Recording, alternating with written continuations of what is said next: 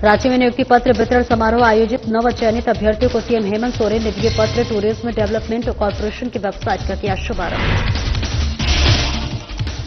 रांची में प्रदेश कार्यालय में प्रेस वार्ता का हुआ आयोजन। पूर्व मुख्यमंत्री रघुवर दास ने प्रेस वार्ता को किया संबोधित। राज्य सरकार पर जमकर साधा निशाना।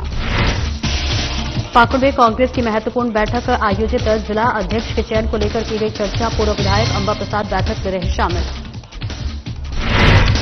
बोकारो में आश्वासन समिति की बैठक आयोजित। विधायक रूप चटर्जी ने प्रेस वार्ता को किया संबोधित। कहा क्षेत्र में बड़े पैमाने पर हो रही कोयले की तस्करी। कोंढवा में उपायुक्त ऋतुराज ने पीएचसी का किया निरीक्षण। रजिस्ट्रार समेत अन्य अभिलेखों का किया अवलोकन। आयुक्त ने चिकित्सा पदाधिकारी को दिए निर्देश।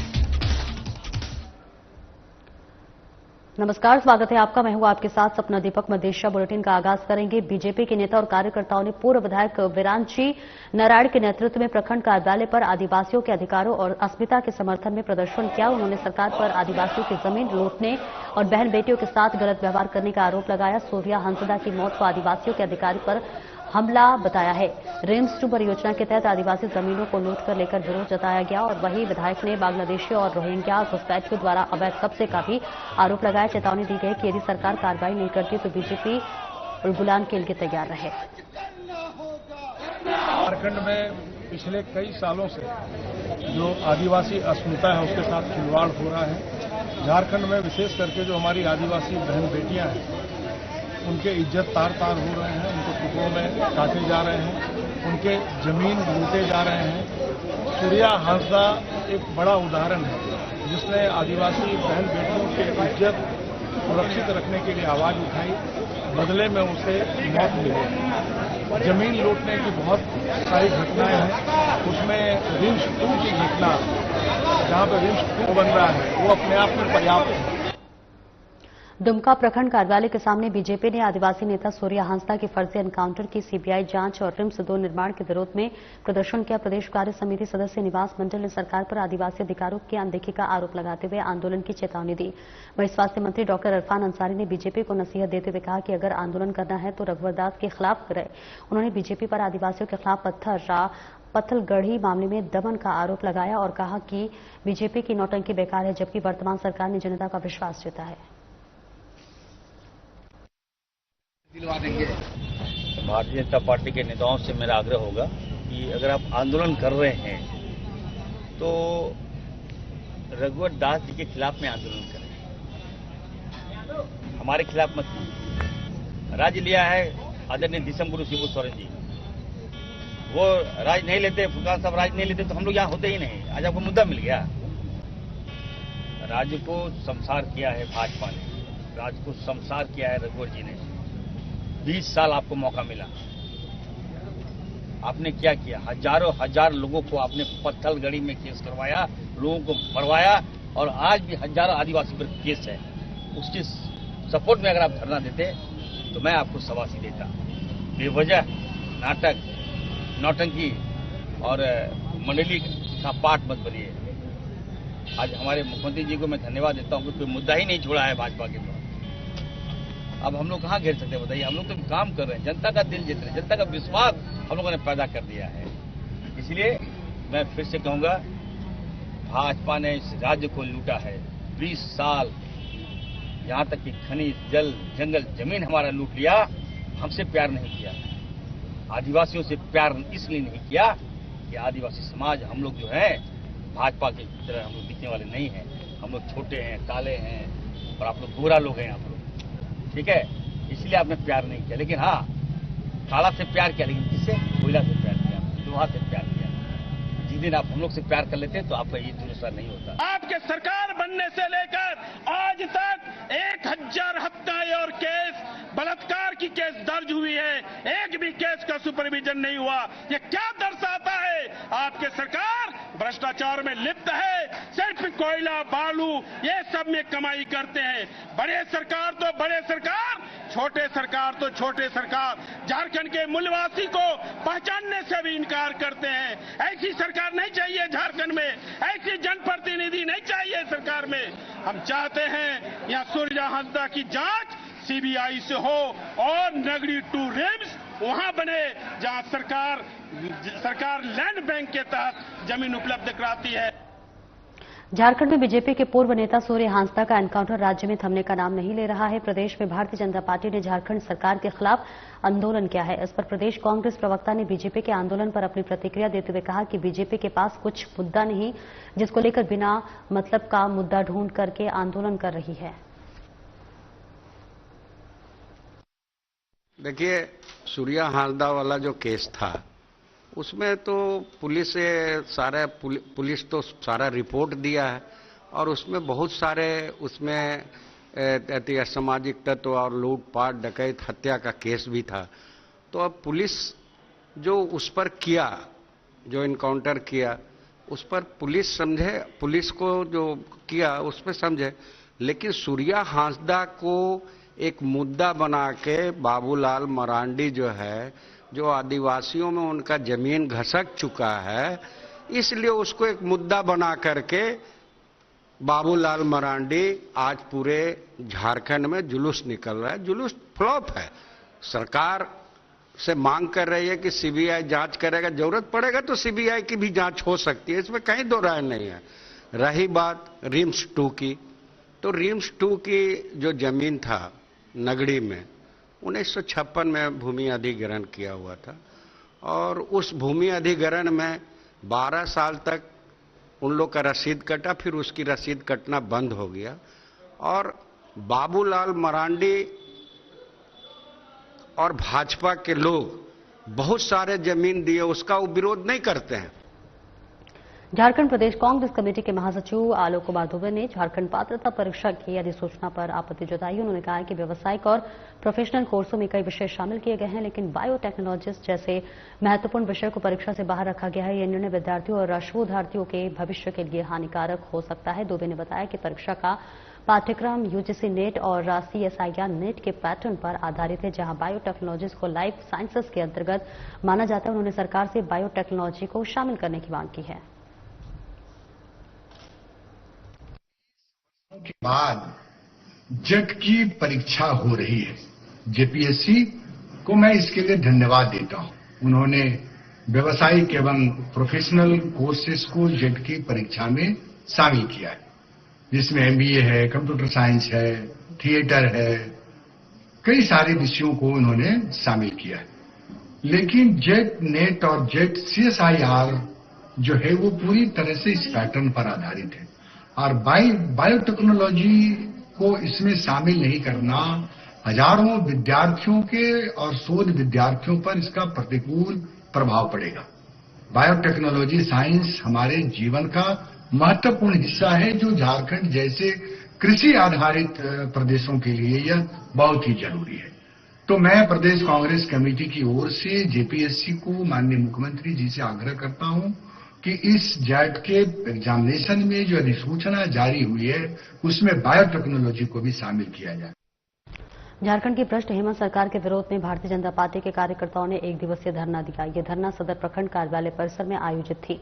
धरना कार्यक्रम को संबोधित करते हुए चतरा ग्रामीण के मंडल अध्यक्ष सुबोध उर्फ गुड्डू सिंह ने कहा कि हेमंत सरकार भ्रष्टाचार की आकंठ में डूबी हुई है। ये सरकार विकास विरोधी होने के साथ साथ महिला विरोधी भी है। उन्होंने कहा कि आदिवासी नेता सूर्य नारायण हांसदा की हत्या में इनकी भूमिका संदिग्ध है। अगर इसकी जांच सीबीआई से करवाई जाए तो सरकार की मिलीभगत भी सामने आ सकती है। उन्होंने राज्यपाल से इस हत्याकांड की सीबीआई जांच कराने की मांग की है। आज चतरा जिला के ग्रामीण मंडल प्रखंड सभागार जो है प्रखंड कार्यालय उसके समक्ष हम लोग एक दिवसीय धरना का पार्टी के द्वारा पूरे राज्य में के पूरे मंडलों में आज एक दिवसीय धरना का आयोजन किया गया है। इस धरना का मुख्य उद्देश्य और हम लोगों की मांग है, जो आज के हेमंत सोरेन जी की सरकार है जो भ्रष्टाचार के आतंक में डूबी हुई है, युवा विरोधी सरकार है, महिला विरोधी सरकार है, छात्र विरोधी सरकार है, आदिवासी विरोधी सरकार भी हम लोग कहें तो इसमें कहीं अतिशयोक्ति। झारखंड प्रदेश यादव महासभा के कार्यकारी की बैठक राजधानी रांची में आयोजित की गई। कार्यक्रम की अध्यक्षता महासभा के प्रदेश कार्यकारी अध्यक्ष रामाशीष यादव के नेतृत्व में किया गया। मौके पर उन्होंने कहा कि हमारी जितनी भी आबादी उतनी भागीदारी का मांग लगातार किया जा रहा है, लेकिन सरकार इसे समर्थन नहीं कर रही है। केंद्र की सरकार जातिगत जनगणना करवाने का फैसला किया। इससे पहले हमारे कई ऐसे प्रस्ताव हैं जिस पर पहल करना होगा। प्रस्ताव में अहिर रेजिमेंट की मांग, मथुरा में भव्य कृष्ण मंदिर का निर्माण, जातिगत जनगणना में अपनी सहभागिता, यादव समाज के सर्वांगीण विकास हेतु हर स्तर पर प्रयास लगातार सरकार के आग्रह करने का काम कर रहे हैं। प्रदेश यादव महासभा की कोर कमेटी में संगठन को पंचायत स्तर तक उतारने के लिए मंथन चली और समाज में यादव समाज के साथ साथ जो यादव समाज के दुख सुख में साथी हैं, जैसे पिछड़ा, अति पिछड़ा, अनुसूचित जातियों को पुनः एक बार विश्वास जीतना। क्योंकि हम देखते हैं कि हमारी पूर्वजों ने जो अपना जीवन यापन किया है वो जंगल में या नदियों के किनारे किया है, तो उनके पुराने साथी रहे हैं। इनका विश्वास, हमारा विश्वास जीतना बहुत बड़ी चैलेंज है। उसके साथ साथ यादव महासभा पूरे झारखंड में एक अभियान चलाएगी जिसमें जातिगत जनगणना होनी है।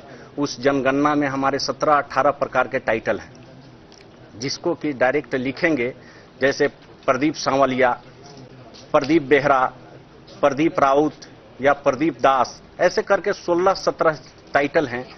उन टाइटल को अगर खाली लिखा जाए तो कहीं ना कहीं वो अपने समाज में यादव में गिनती नहीं आएगा। तो उनके अंदर जागरूकता फैलाकर वो अपने नाम तो लिखेंगे, लेकिन ब्रैकेट में यादव लिखना जरूरी है, जिससे कि पता चल पाए कि हमारी संख्या कितनी है। मैं बहुत ही जिम्मेवारी के साथ बता रहा हूं, जितना हम यादव समाज का लोग महत्व टाइटल लिखते हैं, उसमें एक काफी आश्चर्यजनक जनसंख्या सामने आएगा।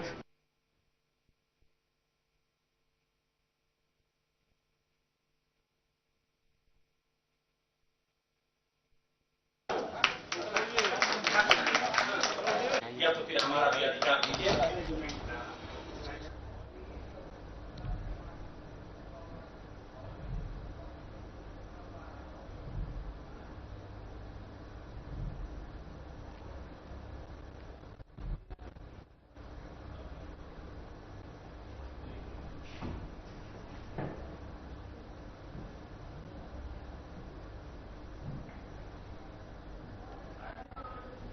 तो तस्वीरें आपको दिखा रहे हैं जहां पर बताते चले कि प्रस्ताव में भी अहिर रेजिमेंट की मांग की गई है और बड़ी ये महत्वपूर्ण बताई जा रही है। जिसके साथ ही साथ बता दें कि झारखंड प्रदेश यादव महासभा के कार्यकारी की बैठक राजधानी रांची में आयोजित की गई और कार्यक्रम की अध्यक्षता महासभा के प्रदेश कार्यकारी अध्यक्ष रामाशीष यादव के नेतृत्व में ये किया गया है। मौके पर उन्होंने कहा कि हमारी जितनी आबादी होगी उतनी भागीदारी का मांग लगातार किया जा रहा है, लेकिन सरकार जो है हमें समर्थन नहीं कर रही है। केंद्र की सरकार जातिगत जनगणना करवाने का फैसला किया है। उससे पहले हमारे कई ऐसे प्रस्ताव हैं और जिस पर पहल करना होगा। वही प्रस्ताव में अहिर रेजिमेंट की मांग, मथुरा में भव्य कृष्ण मंदिर का भी निर्माण जातिगत जनगणना के सहभागिता के साथ रहे।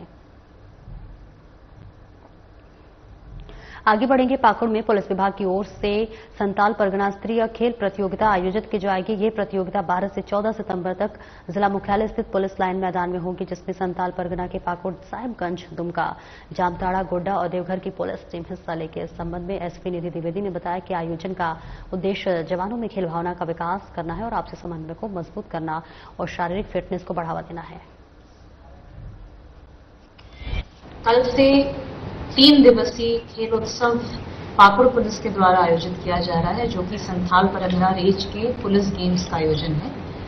इस 3 दिवसीय खेलोत्सव में पूरे संथाल के सभी 6 जिलों से लगभग 350 पुलिस के प्रतिभागी आएंगे और विभिन्न खेलों में, विभिन्न फील्ड्स में अपना दमखम दिखाएंगे। उदाहरणतः athletics, football, volleyball, basketball, hockey, badminton, yoga, kabaddi, cycling आदि। इस 3 दिवसीय रंगारंग खेलोत्सव की शुभारंभ कल धूमधाम से होगी। DIG Santhal Pargana sir chief guest के रूप में रहेंगे और कार्यक्रम का समापन होगा 14 तारीख को, जब IG sir as chief guest हमें यहाँ पर मौका देंगे, आशीर्वचन देंगे। आप सभी से भी निवेदन है, मीडिया के बहनों और बंधुओं से, कि आप लोग भी आएं, कवरेज दें, नौनिहालों को भी खेल दिखाएं। ये पूरे पाकुड़ पुलिस और प्रशासन के लिए एक मौका है। दुमका में जिला पर्यटन संवर्धन परिषद की बैठक में मलूठी मंदिर परिसर और प्रमुख पर्यटन स्थलों के समग्र विकास पर चर्चा हुई। उपायुक्त अभिजीत सिन्हा ने मलूठी मंदिर परिसर में विकास की कार्य योजना बनाने और वीआर रूम स्थापित करने के निर्देश दिए। मयूराक्षी रिवर व्यू पर बेंच व रोशनी की व्यवस्था के लिए कदम उठाने का निर्णय लिया गया। विश्व पर्यटन दिवस पर फोटोग्राफी प्रतियोगिता आयोजित की जाएगी। सृष्टि पहाड़, सीधो कान्हू मुर्मू शौर्य स्मारक पार्क और संथाल काटा पोखर के सौंदर्यीकरण के लिए भी प्रस्ताव तैयार करने को कहा गया है। विधायक आलोक सोरेन भी सुझाव दिए।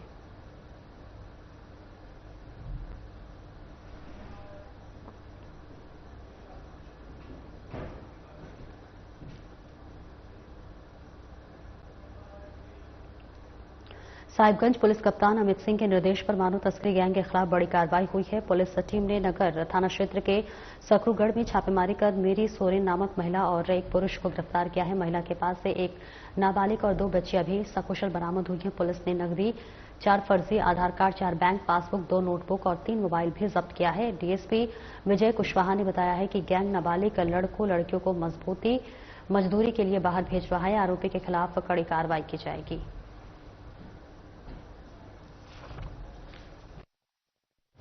सकरूगढ़ में किराए के मकान में कुछ लोग हैं जो बच्चों को बाला फुसलाकर बाहर ले जा रहे हैं काम कराने के लिए। इसी संबंध में टीम गठित करके त्वरित कार्रवाई किया गया नगर थाना प्रभारी और अन्य सदस्यों के द्वारा। तो वहां पर एक औरत मिली और कुछ बच्चे थे, जिसमें छापामारी करके दल के द्वारा उसको जांच पड़ताल किया गया। तो महिला अपना नाम मेरी सोरेन बताई। उसके पास से 2 बच्चे भी बरामद हुआ और वहीं पर उसका पति भी था जो भागते हुए पकड़ाया, संजय सोरेन। जांच पड़ताल में पता चला कि ये बच्चों को बाला फुसलाकर बाहर ले जाती है। ये फर्जी आई कार्ड का ही प्रयोग करती है। इनके पास से 5 फर्जी आधार कार्ड, बैंक का पासबुक, 3 ठो मोबाइल और 41,000 रुपये भी बरामद हुआ है।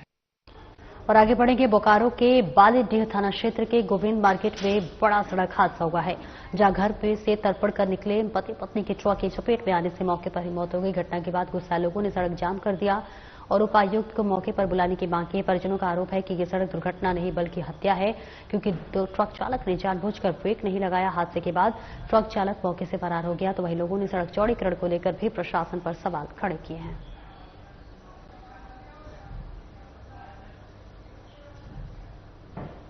गोविंद मार्केट चौक के पास बियाटा फैक्ट्री में लोड करने वाली जानी ट्रक से मोटरसाइकिल सवार एक दंपति की दुर्घटना में मौत हो गई है।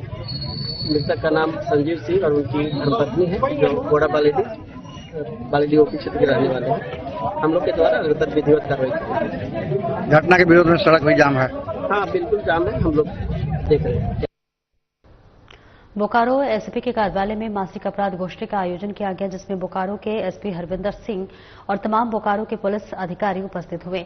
एसपी कुलविंदर सिंह ने बताया है कि अपराधों पर किस तरह से नियंत्रित किया जाए और जल्द ही उन पर कैसे अंकुश लगाया जाए, इस बात को लेकर अधिकारियों को निर्देशित किया गया। इस बीच उन्होंने बताया कि आने वाले दिनों में त्योहार को लेकर भी तैयारी की समीक्षा की गई कि किस तरह से शांतिपूर्वक तरीके से त्योहार लोग मनाएं और सौभाग्यपूर्ण वातावरण बने। और बढ़ते अपराध पर उन्होंने कहा कि ये एक सामाजिक समस्या है, जब तक समाज में एकरूपता नहीं आएगी तब तक अपराध होते रहेंगे।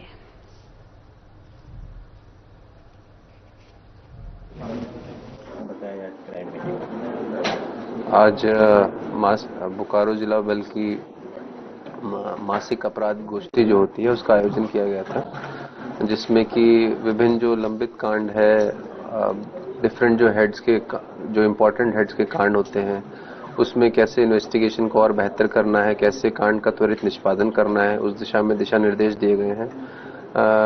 जो अब क्योंकि त्योहार का पर्व का जो है टाइम आने वाला है, तो उसके लिए तैयारी कैसे करनी है, क्या क्या उस किन किन इम्पोर्टेंट बिंदुओं का जो है मुख्य तौर पे ध्यान रखना है प्लानिंग करते समय, उस दिशा में भी विभिन्न दिशा निर्देश दिए गए हैं। और ये हम कोशिश करेंगे कि जो बोकारो वासी है उनकी जो नॉर्मल लाइफ है उसमें बोकारो पुलिस जो कंट्रीब्यूट कर सकती है उनकी लाइफ को थोड़ा बेटर बनाने में, वो हम लोग अपनी तरफ से करें। ज़्यादातर हमारा काम नेगेटिव होता है, बट ये काम है जो थोड़ा सोल सेटिस्फाइंग रहता है हम लोगों के लिए। तो हम कोशिश यही करते हैं कि आम पब्लिक की लाइफ थोड़ा सा बेहतर हो, क्राइम को किसी तरह से हम अगर थोड़ा बहुत भी कम कर सके तो उस पर हम जितना हो सके तत्पर होकर काम करें।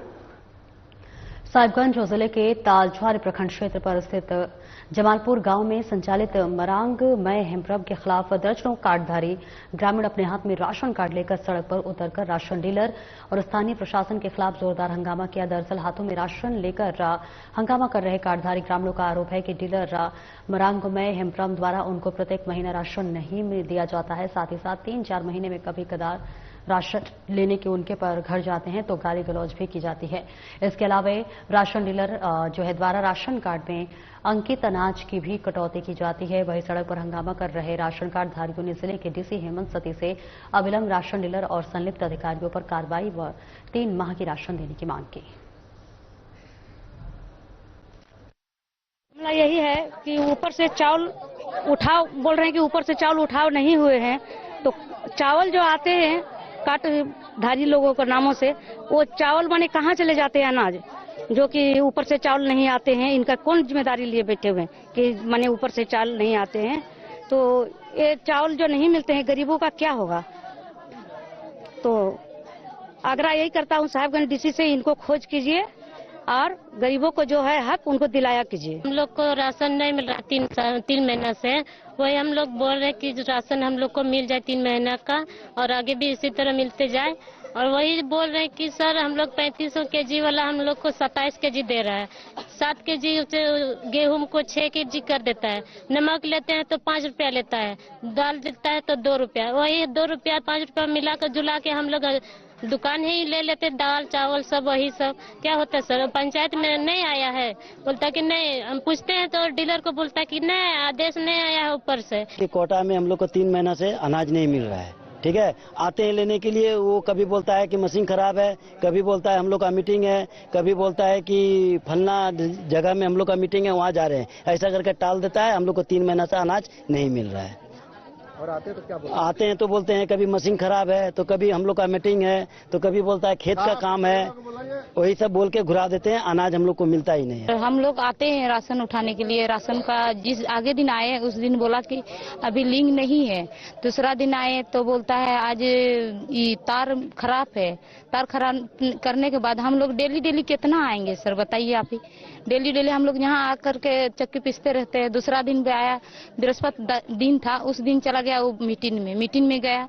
मीटिंग से दूसरा दिन भी आए, उस दिन तार खींच रहा था, अपने नजर से भी देखे, लेकिन उसका तार बाद में बोलता है नहीं है, तार खराब हो गया है। साहिबगंज जिले के बरहेड़ थाना क्षेत्र के खुरबा गांव के मोमेन टोला में मस्जिद से नमाज पढ़कर अपने घर लौट रहे थे। इस बीच 52 वर्षीय बदरुल हक पर गांव के ही आलम अंसारी नामक शख्स ने फायरिंग कर दी। गोली लगने से बदरुल हक गंभीर रूप से घायल हो गया। जानकारी के अनुसार बताया जा रहा है कि खेरबा गांव के बदरुल हक मस्जिद से नमाज पढ़कर अपने घर लौट रहे थे, तभी पूर्व से ही घात लगाया बैठे गांव के ही आलम अंसारी ने सामने से बदरुल का हक पर गोली मार दी। वही घटना के बाद आलम अंसारी दहशत फैलाने के लिए गांव में ही 2 राउंड ताबड़तोड़ गोली फायर कर दी, जिससे गांव के लोग दहशत में आ गए, बाहर नहीं निकले और ग्रामीणों ने पुलिस को घटना की सूचना दे दी। वही जानकारी मिलते ही पुलिस ने मामले की जांच पड़ताल शुरू कर दी।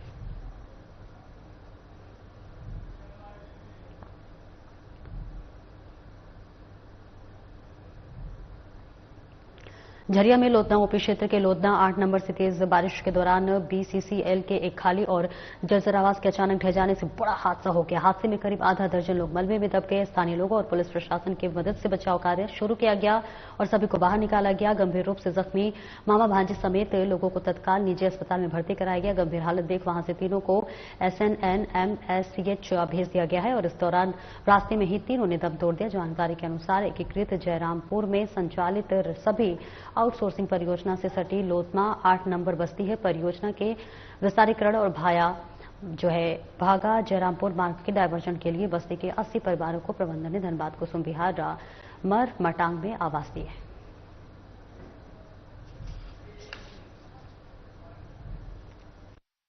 देखिए भी जो बहुत दुखद घटना भी घट चुका है। लोधना 4 नंबर पदियाडी 8 नंबर चाणक्य के पास में है और ये घटना नहीं घटना चाहिए था। ये घटना घट गया, जिसमें 8 से 10 लोग दबे उसमें। तो हमारे सभी लड़के लोग ने मिल करके, मोहल्ले के लड़के लोगों ने मिल करके जल्दी जल्दी जितना हो सका अपने हाथों से ईंटा उठा हटा करके निकालने का प्रयास किया, जिसमें से 4-5 लोग को निकाला गया है और उनको हम लोग एम्बुलेंस को बुला करके अभी पीएमसीएच भेजे हैं मोहल्ले से। फिलहाल इस बुलेटिन में इतना ही। नमस्कार।